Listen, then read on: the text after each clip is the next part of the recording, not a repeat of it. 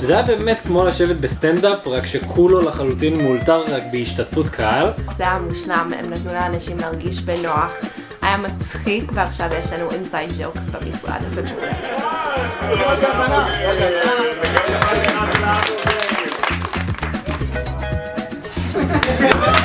תנו למחיאות כפיים לאבטו!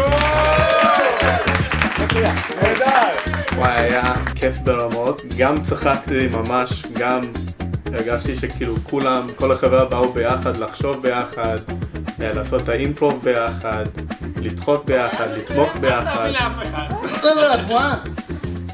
אלעד, השני, מה שבאת? תעבוד קשה. אלעד, ודעת? השלישי, מצ'דה סלגדוס, מרטיו פואטה.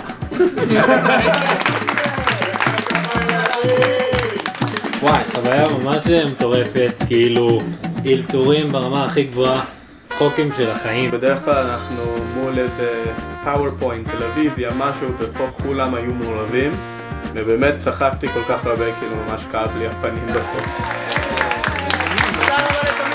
תודה רבה לתמיר גיל. תודה רבה לכם, הייתם גם נפלא.